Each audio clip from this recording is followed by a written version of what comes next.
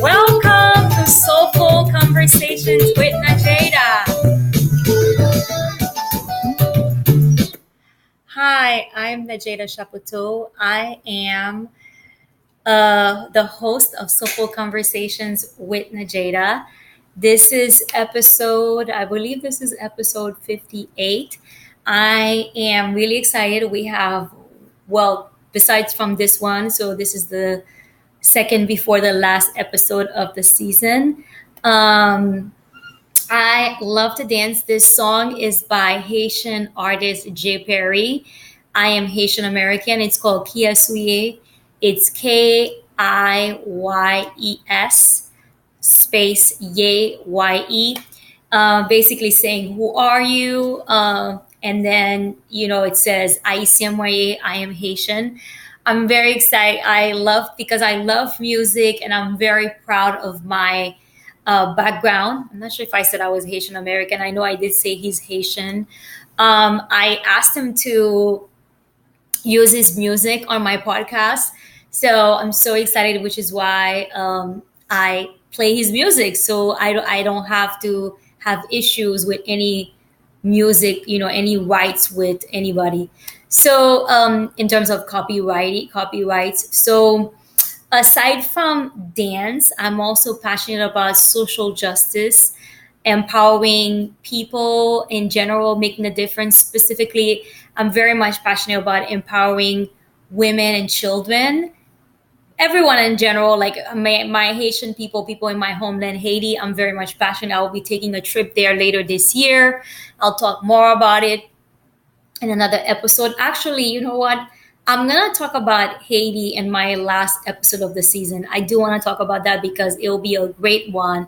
Because when we get back, I haven't figured out if I'm going to get back before the end of the year for the next season or if I'm going to wait till January. But either way, when I do get back, it won't be before December. I was looking at my calendar. It will not be before December. So since I'm going later on this year, when I do get back sometime, you will hear about my Haiti trip. So I'm very much passionate about what else? I love to, well, I talked about dancing already. I love nature.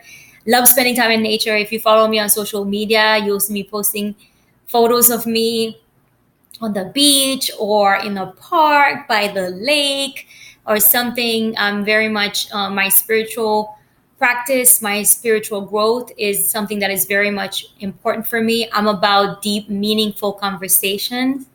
I don't steer away from having the hard conversations, no matter how hard they are. I am a self-love educator, certified professional coach, transformation and leadership strategist, spiritual teacher, speaker, author. I have a book called entitled, it's an ebook that I published in October 2014, that I self-published on Amazon because I'm a clean eating enthusiast. So when I was going into my really very much deep in my clean eating journey, I wrote a book where I shared my clean eating journey, inspiration, tips, and recipes for people. So as a professional, what I do is I help ambitious and purpose-driven women, aspiring women leaders. I help them reconnect with themselves, find their voice, which is very much about getting to know who you are, loving who you are so they can speak their truth, align with their mission and vision, and do the work that they were born to do, make the impact they were born to make, and stepping up in the leadership role that they were born and they know and they truly want to make an impact in whichever area of their communities and their lives that they're looking to do so. So today I wanted to talk about one of the something that's been on my mind, because as I shared prior to this in the other episodes, since I came back, I guess 6 episodes ago, I chose this season although I recently decided I was going to break down my Soulful Conversation, my podcast, into seasons because that's what works best for me. I decided that to make this season just me sharing myself from the heart and really letting my listeners get to know me more.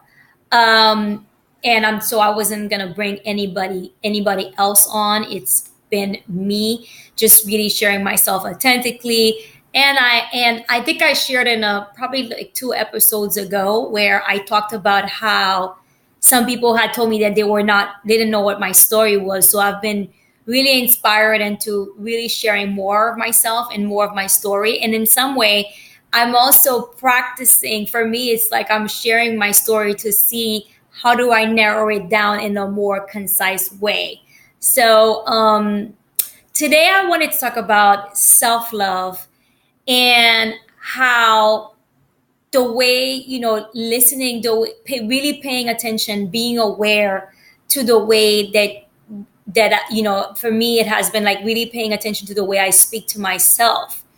And also, last week I shared a pretty vulnerable, it was my most raw and vulnerable episode yet because I share my Me Too story. I shared what had happened for me, which, although it wasn't the traditional rape, it has left me with trauma that sexual assault victim have. And how, so it was for me, it was a pretty huge step in my healing and really letting this go and really setting myself free. And, people have reached out to me, especially individually. I think a lot of people are shocked. I also think that a lot of people probably don't know what to say. But I've had people reach out to me individually as well. I had some people publicly, but um, people shared their own story with me.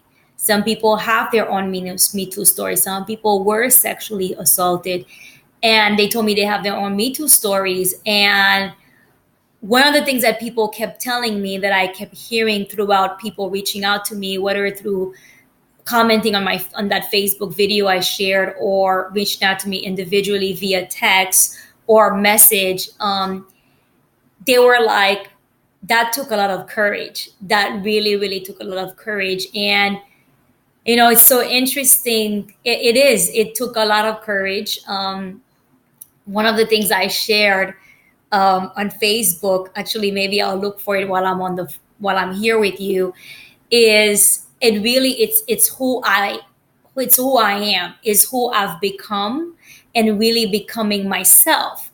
So, people were like, wow, I remember the first person who reached out to me. I don't remember. I know one of my former clients made a comment on Facebook. One of my friends that reached out to me individually, somebody who's known me forever. We're like elementary school friends. She reached out to me and said, wow, that took a lot of courage.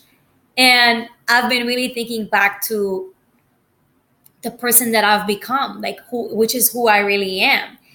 And one of the things that I realized is I think back to this particular relationship that I was in many years ago and how, there was this push and pull and pull, and this person I could really say has been very much a big part of my self-love journey. That person has been one of my biggest teachers in life. And I remember at some point we were no longer in a relationship, but we really like we kept in touch. It was messy, but I really feel like I grew a lot from this particular experience. And our last, I guess I would call it like showdown or something, I was still, I was really, I came from a place of really being vulnerable and being open. And yes, there were some things that I said that probably didn't have to be said or the way I reacted. But really, when I take a step back, I realized that I was becoming, which prior, when we were in the relationship, which was like about 3 years prior to that, because at the time we were just in a friendship, but not really sure where this is headed, because that's kind of like how it had been for us after the official breakup. At, whenever we reconnected, because we kept reconnecting with each other, but we nothing was happening. But it was like, obviously there were still feelings there on my end. Don't know, I'm not going to speak for this person, although it did seem, but I'll just leave it alone, and I'll speak for myself. So there's a part of me that I was having a hard time letting go. I really was not. I was just really, and then I kept blaming myself. I was blaming myself for actually being my authentic self, for being vulnerable and sharing myself, like really opening up. Okay. Maybe some of the way I went about it, but really, and I remember it was during my coaching training, my coaching certification training. I remember one of my colleagues at the time, we were doing the program together. She said to me, because we would meet and like do stuff for the program and whatever, and talk about getting our businesses set up. She said to me, Nadjejda, you are so powerful. The way I know you, the way you show up in our training, the way I see you, you're powerful. The only area that you are not showing up as the powerful person that you are is when it comes down to this relationship, like when it comes down the way you talk about it. And she said to me, she suggested that I get some coaching around it. And at the time, and she was like, I'm not going to coach you. She's like, a lot of coaches, let's see what you can work out with them in terms of money, whatever. And she was like, talk to, she was like, she said to she was really honest. She said, I'm kind of like, I relate so much to what you're going through that I don't think I would be the right person. So either way, I reached out to one of our colleagues, one of our classmates, who actually is a guy that I really resonated with, and he became my coach. And through our coaching sessions, he became my relationship coach. I think we worked together for maybe about, I don't know if it was 2 months or 3 months, because at some point I couldn't continue because financially I was not able to do it. But the biggest thing that I wanted to work with him for was specifically in letting go of that relationship. I was able to, especially letting go of the way I was feeling really powerless around it. And one of the things that my coach at the time made me do is that he made me list a lot of things about me. And he told me, what are you seeking in a relationship? And when I described to him what I was seeking in a relationship, which was an authentic relationship where we are both vulnerable, where we don't steer away from having the hard conversations, he said to me, and when I had described the relationship and the way that things had occurred with this person, he said to me, he did you a favor by walking away.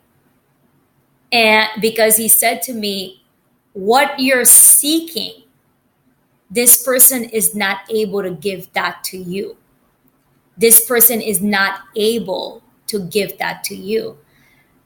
And when he said that, it's one of the things that I was like, it is true. And I think that's, when you're in, first of all, when you're in the heat of the moment, but also when you're, when you're like really, you've transformed and you're just like, the conversation that had occurred with that person when there was sort of a blow up and, he walked out,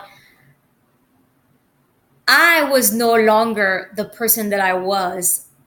Like it was probably less than 3 years prior to when we were like in the like really like in a relationship, boyfriend and girlfriend.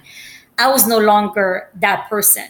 The old Nadjejda was very much, let me not rock the boat.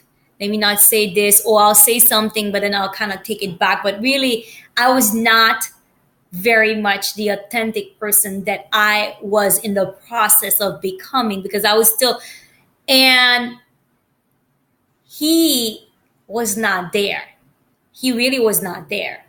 And I really think, like, I think about it, it's no wonder that this, there was no rekindling or anything, because I had gone, I had stepped up.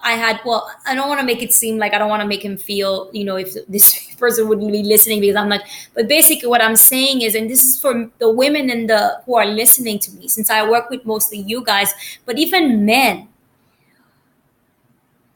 you know, when you start really getting to know who you are and you start loving yourself, you're going to notice that some people are not a match for you, and actually they're going to leave, or something's going to happen, and maybe at some point you're still working through things and you're like holding on, and really you're actually attracting or trying to make something work with somebody who's not in alignment with who you are, with somebody who's not in alignment with what you're seeking.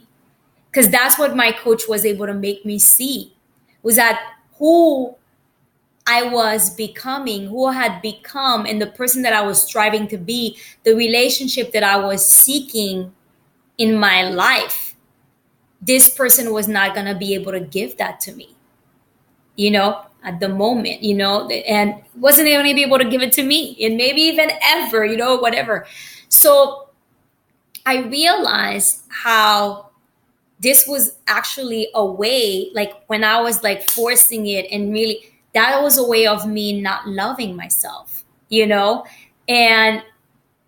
again, I'm not saying that the person has to match my level of courage or something, but it's like, really, now that I know a lot more about who I am, and I just keep getting more and more courageous, I'm just like, I know I'm not for everybody, and not everybody is for me. And it's the same thing with you. So, when you're forcing something, whether it is with a job, whether it is you're forcing a friendship, a romantic relationship, and you're forcing something, that's a sign that you're not loving yourself. You're not honoring yourself. You're not honoring who you are. So that's what I've learned in my own journey. I've done it in relationships. I've done it with jobs. I often say that when you stay somewhere you don't need to be anymore, it is painful, it is hurtful, and it is a way that you are not loving yourself. So another thing I wanted to talk about is there was a time in my life where I wouldn't pay attention to the way I speak to myself.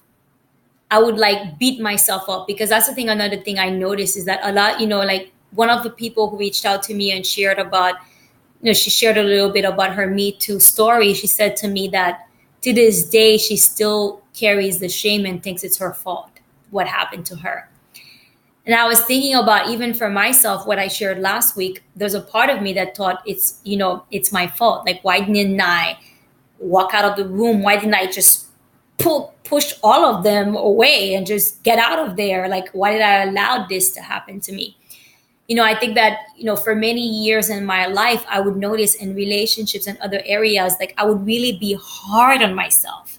And even to this day, it's something that I'm constantly having to like really pay attention to. But and really release it. And there was a time where I wouldn't even notice it. So I had an experience yesterday, which is why I wanted to talk about that today as well, is that I had an experience yesterday where I made a mistake. It wasn't a big thing, but for me, it was something that it really bugged me. And I kept noticing how I was not letting myself off the hook. I really was punishing myself and judging myself. And I had to say, hey, stop it, let it go. Because what I realized is that this is what I said to myself. And that's what I want you to take away from every time you're judging yourself, every time you're blaming yourself, every time you're like really being hard on yourself. You're not letting go, you're not loving yourself, and you're not allowing the new to come in. You're not allowing the abundance, the opportunity to come in. Because what you're doing is you're blocking and you're remaining stuck in that blame and the shame, if there's shame or guilt. Because that's what I noticed yesterday. I was feeling really guilty and I was beating myself up, not shame, but more like guilt. And because it wasn't a big thing, but it was still something. And it's like, well, it was something for me. And I was like, I said to myself, listen, Najeda, let it go. It's not a big deal. You made a mistake. Next time, you just have to be more aware of, and be more mindful. And I said to myself, if you don't let this go, you're actually going to make it worse. What may not be a big deal, you're making it worse because what you're doing, you're the one who's actually making it worse and worse and worse by beating yourself up and feeling bad and feeling guilty over that. So I just decided to let it go and just let it go. And I realized how it's like for me, still it needs these type of moments. I realize how far I've come, because like I said, there was a time where would not have known that there is another option, and that it's a way that I'm not loving myself now. Because that is the thing. I think that many of us, especially us women, because I was thinking about it, as I was thinking about getting ready to talk about this today, I was thinking about how and again, I don't want to make this men versus women, and maybe that may not be your experience, but I was just in my personal experience, I have been the one to say I'm sorry more. I think I've been the one who felt bad, at least, maybe to my knowledge, for something not working out than really getting an apology from men that I've gotten in relationship with or anything. And I think women, we have this thing of like beating ourselves up and thinking that something is our fault, even when it is. Now, don't get me wrong. I think we do have to take responsibility for something, for everything in our lives. And when I say everything, I'm not going to say take responsibility for the fact that you were raped, for example, or sexually assaulted. But I'm saying that for me, I often say there's a difference between fault and blame and guilt and responsibility. Like, take responsibility. Like, for example, the mistake I made yesterday, I was the one who used I used the wrong word in Spanish for something and for something else. And it turned out to be a mistake that I made, which, and it's like, okay. But then I realized how, I could have, there was a part of me that was wanted to blame some people for not getting back to me on time or whatever it was. But then I said to myself, you know what? Okay, let me let go of the blaming them. Take responsibility for I'm the one who was not fully aware. Yes, I'm not that fluent in, Spanish is not really some language that I speak to it all the time. So I didn't pay attention to when I used the wrong word to what I was really wanting to say and get. But, I was like, let me just let it go. But what I'm noticing is what I was saying is that there was a time where I would not have realized that judging the way I speak to myself is really it can be either I'm loving myself or I'm not loving myself in the moment. So I really wanted to like really share that with you, for you to really start paying attention to the way you're talking to yourself. When you realize you make a mistake or something happened, paying attention to what are you saying about yourself, how are you feeling, like I said, like for example, when I told my friend, it is not your fault. Sexual assault, and if I'm talking to you, it's not your fault, sexual assault. If a relationship did not work out, look to see what's your role in it. Take responsibility. If this job, something's not working out with the boss or whatever, or a co-worker, look to see what's your part in it. How can you make it better if there's a chance? Or even when you leave, like take responsibility, like to see what's your part, but then let go of the guilt, of the shame of the beating yourself up, because that is really you not loving yourself. Okay. So that is really what I wanted to share today. I just want to wrap it up. But I wanted to share with you because I did want you to know more of myself. I wanted to share with you the hold on one second. I'm looking what I wrote when actually, since I did tell you guys, I guess I could have done that before the Me Too, before the thing, but before I started, but I didn't have it, but I just wanted to say this is what I wrote on my Facebook the day after I shared my Me Too story. I said, thank you to everyone who reached out to me via comments here or privately after I shared a part of my story that was hard to share. You made me feel seen and heard, which is something I treasure. For me, I truly believe that every individual, I remember I heard that from Oprah once, we all want to be seen and heard. So for me, it's something I treasure. And it is something that it is my goal. I try my best to make people feel seen and heard. That's why that's one of my biggest things in my coaching sessions and with people that I work with or even talk to is to make people feel seen and heard. So I said, as I shared last night, I chose to free, love, and honor myself and my purpose by speaking my truth and with the intention that my story makes others who resonate with it feel less alone and helps prevent others from experiencing what I experience and the impact it still has on me. After sharing it, I felt free and calm. And from time to time, I'd get thoughts like, are people going to look at me differently now? Now, are people going to look at me differently now? As a clear friend, as a dear friend told me when I shared this with her today, being you only attracts the right people in your life. That's what she told me. She is right. I know this to be true. The person who spoke her truth in the video in the raw, vulnerable, courageous, and authentic way is who I really am. When I made the conscious, when I made the conscious choice to allow my true self to show up and be seen years ago, which is a moment by moment choice, I did and continue to do so, knowing I am not for everyone and everyone isn't for me. I'm about having deep, authentic, and hard conversations because I know that's how transformation and meaningful connection occur. For those who related to my story, be gentle and loving with yourself. Talk to someone to release the shame and get the help you need to heal if you haven't. And if you have, keep going. I see you, I hear you, I believe you, I honor you. Remember, you are enough and loved just as you are. Much love and light to you. I said, Namaste.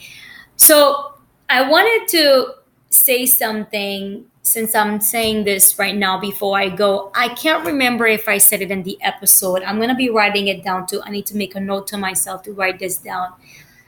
I want to share for those of you who have either been sexually assaulted or maybe like me, you experienced something. Well, for me, because it did have to do with a sexual part of myself, but still, well, the vagina doesn't have to be sexual, but either way, but any type of trauma, you need to get professional help if it's possible for you, or definitely talk to somebody. There's a book that I've been listening to by Dr. Nadine Burke Harris. Dr. Nadine Burke Harris. It's called The Deepest Well. And in it, she talks about how when we don't heal and deal with the trauma in our lives that occurs from whichever, we can get trauma from being not just sexually assaulted or molested as a child. We may get trauma from being beaten or seeing something happening in our own home. It shows up many times in disease and other types of behavior or something. So this is why healing is so important. So I highly recommend those of you who are listening to me, somebody shared this book on Facebook. I think it was sometime this year. And at the time, I didn't even really think. I just thought, oh, let me go check it out, And because I know I still have some trauma that I'm like working through, and I've been listening to it. It's called The Deepest Well, and it's by Nadine Burke. Sorry, Nadine Burke Harris, Dr. Nadine Burke Harris. She also has a TED Talk. So I highly recommend that you do this. Okay. So I'd love to hear. I think that's really what I wanted to share today. I'm going to wrap it up now. So if you enjoy, I would love to hear from you no matter what. Let me know. Did anything come up for you? Did you relate to what I shared? Is there any questions that you have that you would want me to explore in the next episode, in another episode? If it's not next week, well, it may not be next week, but who knows? Maybe somebody will say something that I really feel like I want to talk about the following week before I wrap up this season. But definitely I will talk about it next weekend. Next season, because I really want this to be of value to you. So let me know. Leave me a comment. If you're listening to me on Apple Podcasts, leave me a feedback, rate the podcast, subscribe if you want to know when new episodes are out. That's another way. That's one way you can do it. Visit my website, www.lovelikecoaching.com. It's also on there on YouTube. You can subscribe to my email list if you want to get those directly from your in your inbox on every Thursdays when we're on season. You're gonna see below the post where you get to on my page. You'll see a form where you put in your name, your email address. That's how you can subscribe to my podcast email list. Same thing with to Soulful Conversations email list. If you're listening to me on YouTube, same thing. I would love to hear from you. Comment below the video. Visit my website. Again, same thing I just shared with them. If you're on my website, you can subscribe or leave me a comment below the video.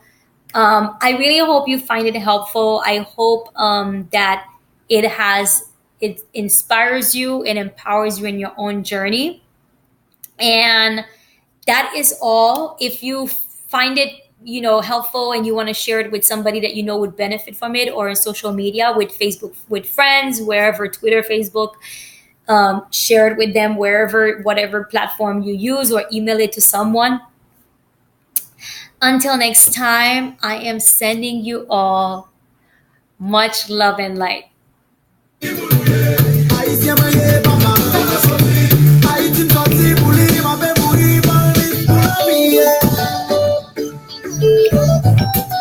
One of these days, I think I'm gonna get up and dance. Take care. Love and light. Bye.